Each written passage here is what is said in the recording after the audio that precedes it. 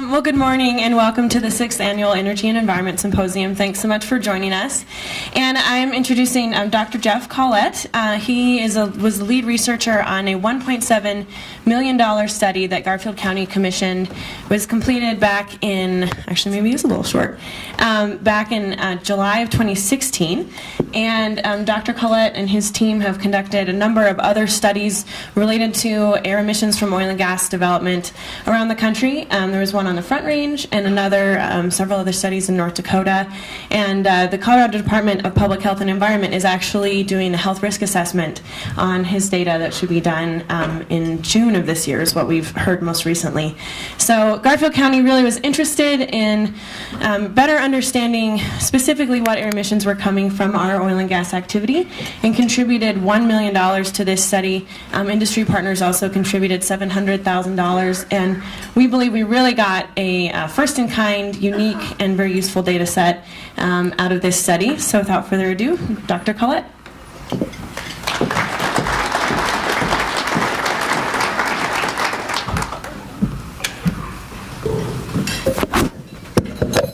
Thank you, Morgan, for the nice introduction. It's been quite a positive experience working with Morgan and Kirby and others here in Garfield County for the past 5 years or so on a variety of different air quality topics. And I'm happy to have the chance today to come and talk to you about that work, along with some of the other work that we've been doing at CSU to understand impacts and potential impacts. And sometimes we don't see big impacts from oil and gas development. And so I want to share what's sort of a complex topic with you by using a number of different case studies that we've worked on, including the work here in Garfield County and on the Front Range. So I think the slides are coming up. Let me start by saying that we certainly know that there are a lot of advantages, particularly with the switch that's been occurring to the use of natural gas. Natural gas offers a cleaner burning alternative at the end user that reduces emissions of sulfur dioxide, nitrogen oxides, particulate matter. Because it has more energy intensity, it also reduces carbon dioxide emissions, which is a positive thing in terms of climate forcing. But there also are potential concerns about impacts, especially at the location where oil or natural gas are being recovered. These include categories that fall under the areas of climate. So even though carbon dioxide emissions would tend to be lower, for example, with natural gas use, methane, which is of course the primary constituent of natural gas, is a very effective greenhouse gas, much more potent than CO2.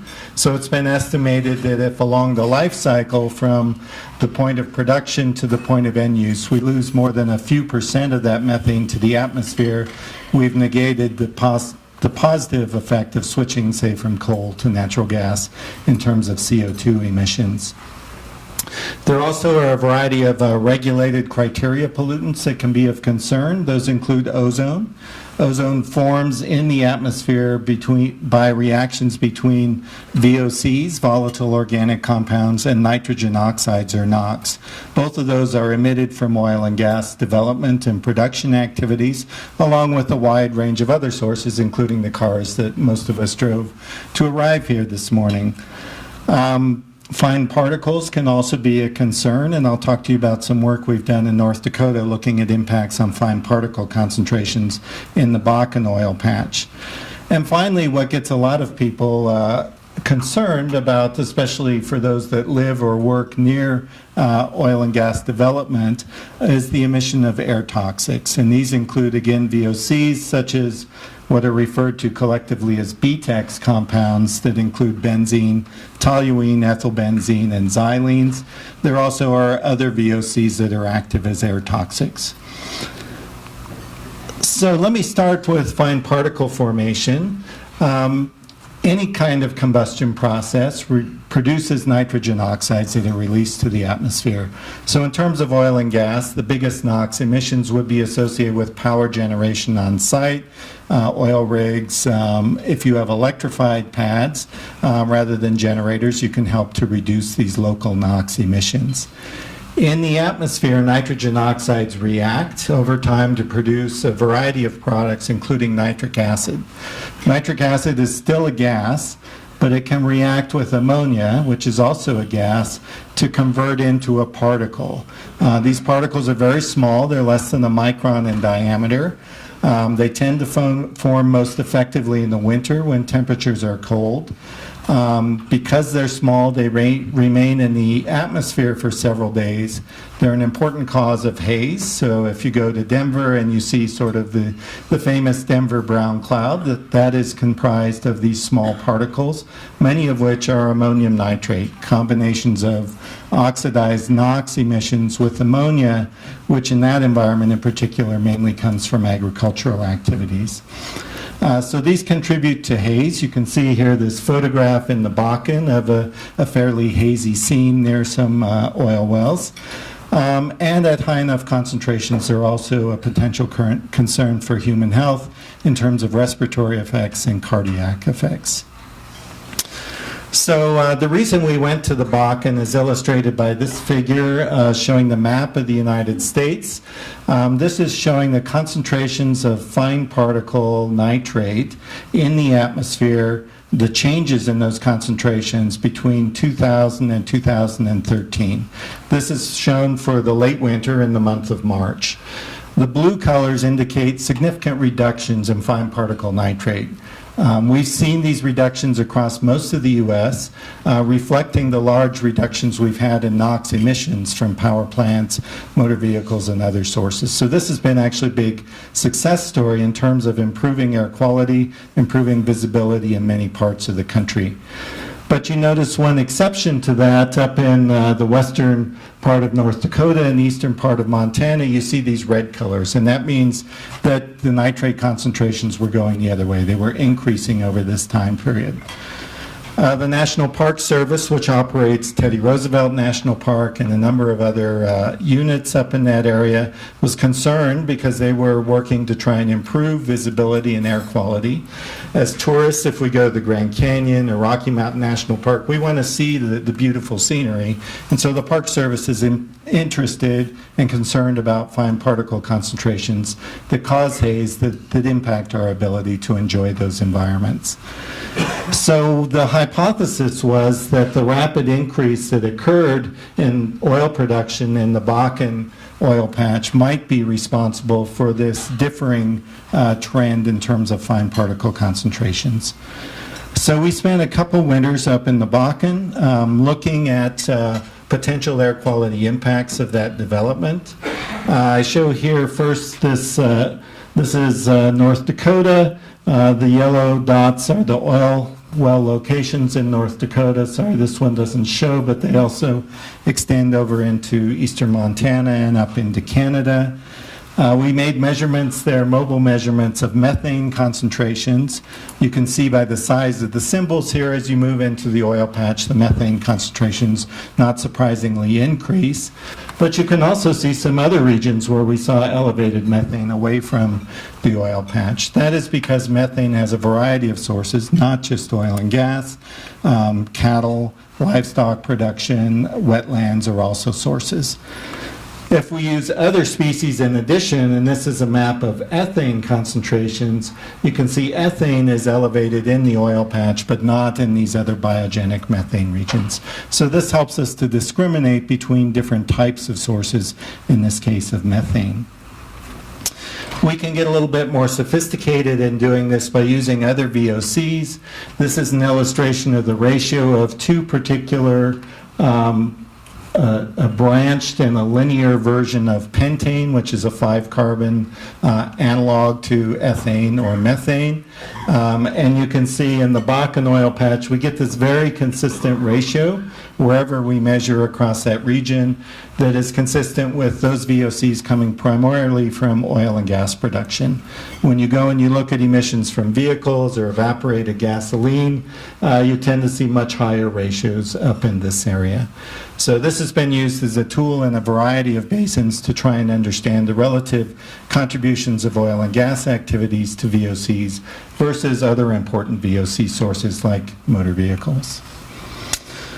So we looked for ozone impacts in this region. Some of you will be familiar that in the Uinta Basin, or if you go up to the Jonah-Pinedale region of Wyoming, there are severe winter ozone episodes.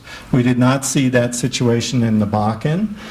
We think that's for a variety of reasons, that the conditions just aren't right to produce high ozone, even if you have significant emissions there. What we did see were these fine particle episodes, which is kind of what we expected to see going up there. So this is a timeline showing concentrations of fine particles. You can see at times it's quite clean there, but then you get these very rapid buildup of particle episodes. These basically happen when the wind stops blowing. The wind blows a lot up there, but if it stagnates or the wind recirculates over the Bakken oil patch, you get the formation of these ammonium nitrate particles. The green and the blue in this timeline illustrate ammonium and nitrate, and those tend to dominate the episodes. These form over a period of several hours during the stagnation periods. The key ingredients are the NOx, which is coming from development in this region, and ammonia, which may be coming from agriculture or may be coming from other sources. We're not quite sure about this in this particular environment. So let's move south to Colorado. Morgan mentioned the work that we've done in Garfield County. This is focused more on characterizing direct emissions from oil and gas drilling and completions. The other big area, of course, of oil and gas development in Colorado is on the Front Range, and CDPHE sponsored a similar study that we did there. The goals of these studies were to quantify at the source the emissions of different chemical compounds, air toxics, precursors to ozone formation, and methane from a variety of oil and gas operations, and to look at how they were dispersed downwind in the near field from these facilities. So we looked in Garfield County at well drilling, fracking, and flowback operations separately. On the Front Range, the focus was on fracking, flowback, and longer-term production emissions. So how did we do this? Well, what we did was we basically had cooperation from a variety of operators in both basins who allowed us to release a tracer from on the pad during these activities. We then monitored that tracer. We also monitored in real time methane coming off the pad downwind. This allowed us to know when we were in the plume of emissions coming off the pad, and then we could collect more detailed samples to look, for example, at a wide range of VOCs. Why did we characterize emissions rather than just going out and occasionally measuring concentrations? Well, emissions are the amount of material that's emitted by that activity per unit time. You can think about if you turn on the faucet at your kitchen sink, the emissions are the rate of water coming out of that faucet, basically. If you simply measure concentrations, those tell you at that location and at that time what the concentration was that, for example, somebody might have breathed, but they give you no predictive value to tell you about what those concentrations might look like in the future under different weather conditions or at different locations. By measuring emissions, we can combine that with information about meteorology, about location, to look at the distribution of concentrations under a wide range of weather conditions. And I'll show you an example of that a little bit later. So what did we find? I'm going to go just through a couple of highlights. We're going to start here with methane for the Front Range. These are distributions of methane emissions. The methane emission rate is across the bottom here from different activities. The main point of this slide is to show you that the highest emissions of methane came from flowback and from this liquids loadout process, which is the removal of accumulated water in a particular activity where they went directly from fracking to production, and they had large separation equipment that allowed them to do that, but they still had to come and remove water periodically. So the highest emissions of methane on the Front Range came from these sort of flowback type activities. We can compare that to what we see on the Garfield County study. Those are compared in this table here, but the story is basically the same. The highest methane emissions in Garfield County also came from flowback. They were higher than the flowback emissions we saw on the Front Range by about a factor of 15 on average. If we look at the longer-term production emissions, we see that on the Front Range, on average, the fraction of methane going through the production system that was lost was about 0.4%. This is a pretty good number because remember I told you we don't want to lose more than a few percent total along the whole life cycle from the point of production to the point of end use, for example, in your kitchen stove. So this is a relatively small but still significant loss that's occurring from the production sites that we looked at. All right, well, a lot of people are interested in methane because of its global impacts in terms of climate, but people living close to oil and gas facilities are more concerned about other air toxics, a subset of VOCs. We measured 48 different VOC emissions during these different activities in the two studies. I'm going to focus in particular on these BTEX compounds today because these are the ones, including benzene, that people generally think most about in terms of potential health effects. So what did we see for these BTEX emissions? Here are the different BTEX compounds. These are, again, for the Front Range. On the left, we have a distribution of production emissions, fracking emissions, and then these flowback and liquids load-out emissions. Bottom line here is that, like we saw for methane, the biggest emissions are coming during flowback. So this is the period where you have the greatest amounts of benzene and other air toxics, most other air toxics, coming off of the site. What about Garfield County versus the Front Range? These two figures compare that on the top for flowback. We see here that the Garfield County emissions range for benzene and the other BTEX compounds is similar to what we saw on the Front Range. It's actually slightly lower in this case on Garfield County. Remember, the methane emissions were quite a bit higher here. The benzene emissions are slightly lower on average. For fracking, we see a different story. These emissions are lower than the flowback emissions, but here we see significantly higher emissions in Garfield County than we saw in Front Range operations.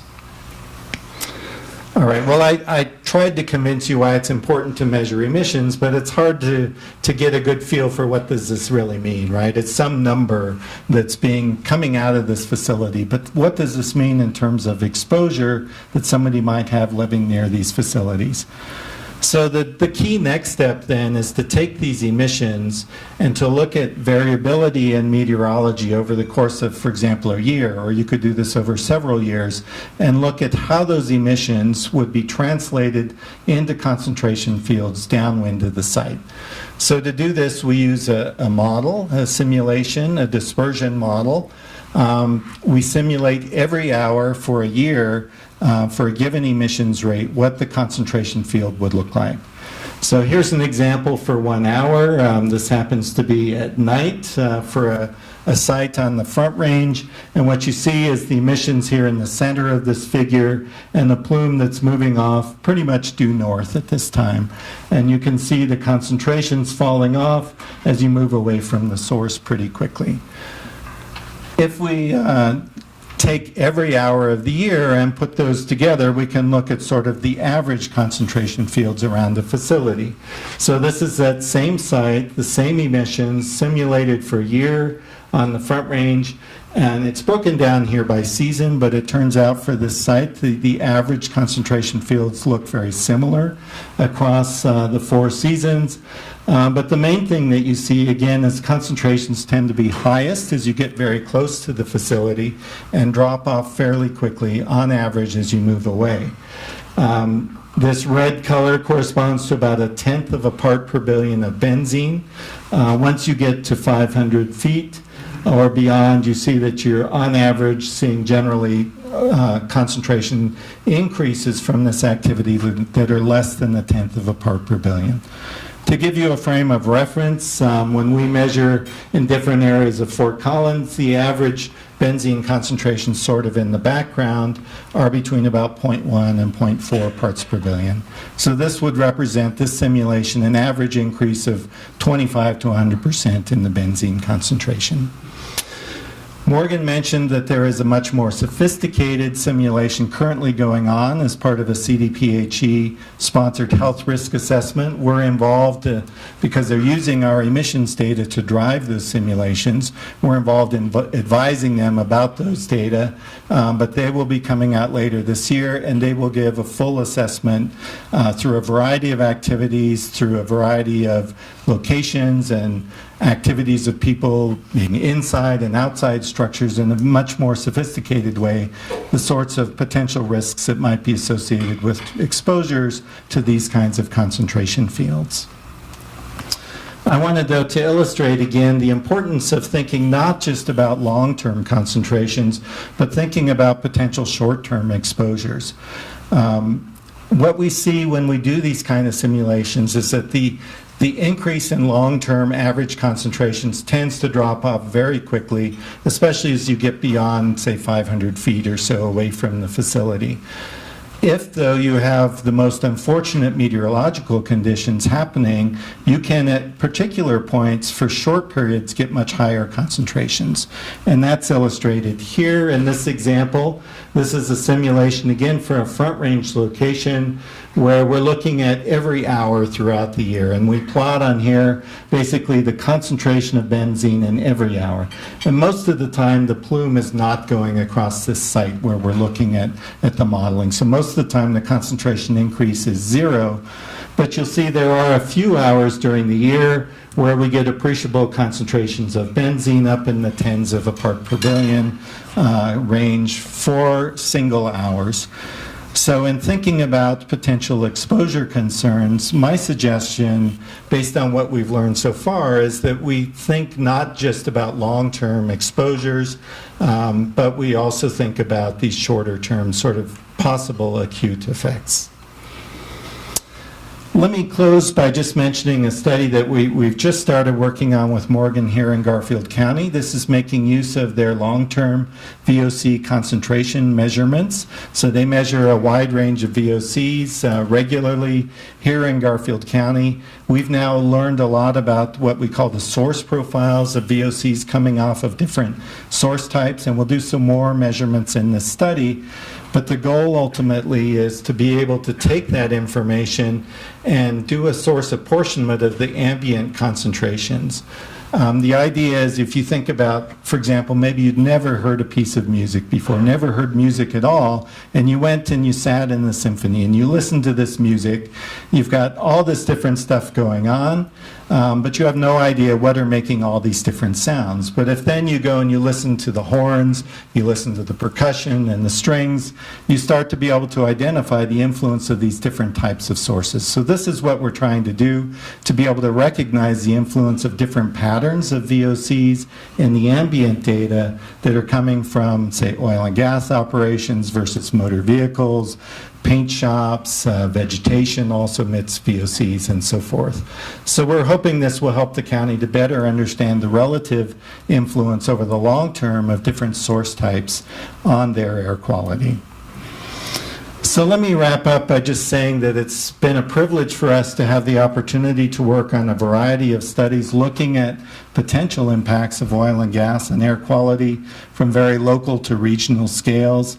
This involves work looking at fine particles in haze, methane. I didn't talk too much about ozone today, but we've looked at that, and air toxics emissions as well.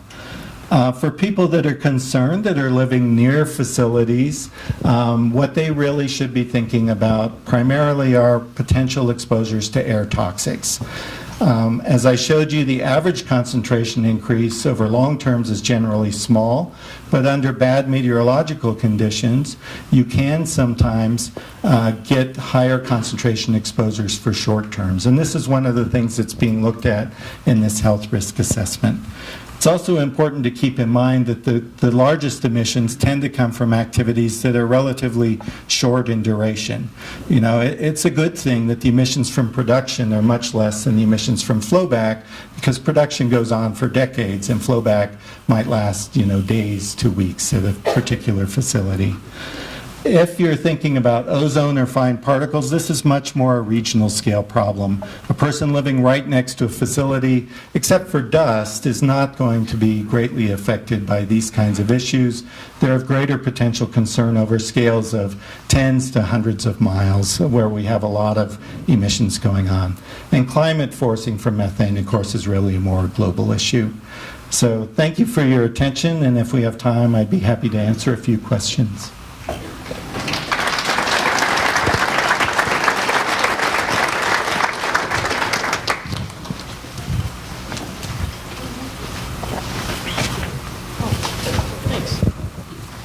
Hi, quick question. Have you or do you know of people who have studied the kinds of the relative impacts of living near an oil and gas facility as compared to certain types of things that we're all used to in society, like gas stations or parking lots that are very busy, or not so much dry cleaners, I suppose, anymore, but the kinds of things that we are so used to living beside, and understanding kind of the relative short-term, more acute exposure questions. I'm real curious about that. Yeah, the work that I'm familiar with has looked more at long-term exposures and looked at people that, I'm sure you've seen some of these studies, looked at people that live close to oil and gas operations and whether there are health outcomes associated with that. We did, in some of our work in the North Front Range, we were looking at measurements near a school, and we looked at other areas. We also measured at a gas station just to get sort of an idea of the longer-term average concentrations. And of course, when you go and pump gas, things like benzene, the concentrations are relatively high there for the short period that you're there at the station. So I don't know off the top of my head of people that have tried to quantify that in terms of short-term exposures, but it may be out there, that information. You said that for methane you saw the highest emissions during flowback and liquid slowdown. Is that also true for VOCs or only for methane? We saw, for BTEX, for example, we also saw the highest emissions from flowback and liquids loadout. And for quite a few VOCs that was true, but not all VOCs. Some VOCs are coming more from combustion processes, and there don't tend to be a lot of combustion activities on the pad during flowback for safety reasons. Dr. Collett, I'm Elizabeth Law Evan. That's okay, sorry. With the Broomfield City Council, and we certainly are aware of your study and have looked at it a lot. One of the criticisms that we received from our constituents who read through your study along the Front Range was that the winds were, I don't completely understand that criticism, but they talked about how the prevailing winds, when you did the study, didn't blow in the right direction to get the right measurements, and they were very critical of your results. Are you aware of these sorts of criticisms, and do you have any feedback that we can give them? I'm not aware of that particular comment. The way that we did the study was we basically went downwind of the facility. We had a tracer released, so we knew we were in the wind coming off the facility, and we measured the emissions. So, you know, we went where the wind was blowing. Maybe what you might be thinking about is in terms of concentration levels, you would get the highest concentrations under very low wind conditions. For example, at night, where you get very slow dilution of the plume, and that can generate high concentrations. In terms of measuring emissions, we did not want those kinds of conditions. But when we take the emissions and we put them back into a dispersion model, those kinds of conditions are represented. And so, for example, at that one location where I showed those high hourly concentrations, those come from those types of conditions where there tend to be low winds, there's very little turbulent dispersion of the plume, and you get high concentrations. So the reason, again, we looked at emissions was because you can't be out there constantly at all points measuring all the time. If you understand the emissions, you can represent those kinds of concentration fields from meteorology that you can have a sensor measuring all the time at the facility. So it's a difference in terms of approach, but we thought this was a much more powerful approach, and the advisory groups that advised the studies in both places strongly advocated for going after emissions so that we could do things like the ongoing health risk assessment that's occurring now. Thanks for your question.